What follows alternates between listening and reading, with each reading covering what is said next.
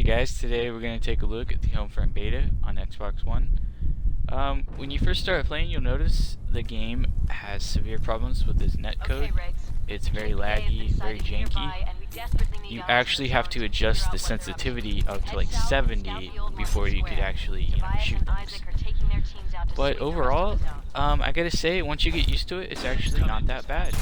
It has a distinct tactical PvE element to it. You're a team of 4 against just endless spawning enemies, and it honestly feels like kind of like a firefight mode, only in like a bigger area, and it does have Dying Light, semi Dying Light like parkour moves. Like you just saw me like move up, jump across obstacles, things like that. But overall, it is a wholly teamwork based shooter. You can't go in solo, you have to work with your team.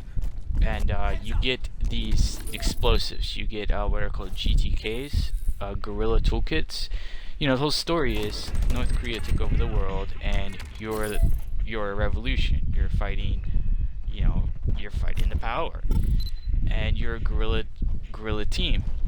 And that it's kind of built into the mode a little bit, which is kind of neat. It's got like a single player campaign type of mode, but the shooter mechanics are pretty basic, and it has RPG mechanics too.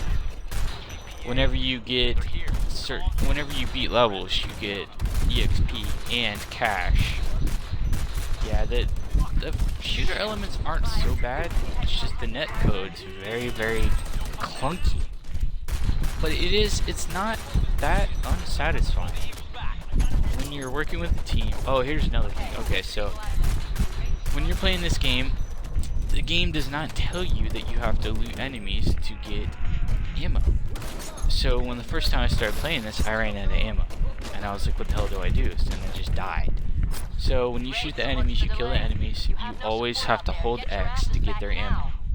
And, it's kind of like a symbiotic thing. Like, you kill, gain ammo, and it, like, feeds the whole gameplay experience.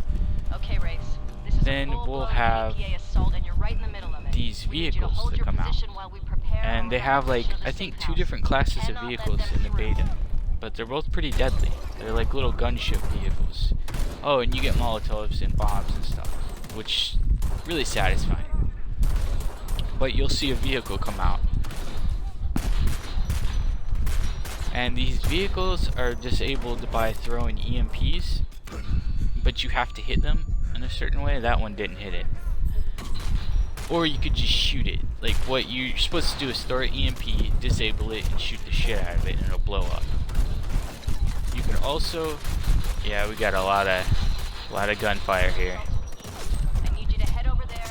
And what you can do is use supplies you find in the areas in the world to make more bombs. And that part's pretty cool, but the only problem is you don't know where this stuff is. Like, they'll have markers on the mini-map for like the ammo cache, but for like the miscellaneous like extras to build bombs, you just find them randomly. You don't know where the hell they're gonna be.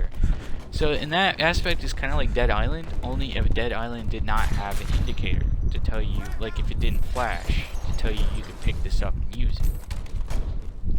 So it's not so bad once you get the hang of it. At first it's bad. It will piss you off and you don't know what's going on. But you get the hang of it, you find out what you're supposed to do, you find out you can pick up ammo from dead bodies, and that you can destroy these gunships. Not that difficult to kill those guys, so that's always fun. You basically throw bombs at it, EMPs, and it'll disable it for a little bit. Then it will go back to just annihilating. So you gotta run. But once it's destroyed, once the vehicles are destroyed, you can pick up supplies from it. And you use those supplies to make bombs and other weapons and things. So that's really neat. So overall, it's not fluid in its shooting mechanics, but it's fluid in its like pacing. It will continue. Yeah, that's the Homefront beta, and check it out. It's not so bad.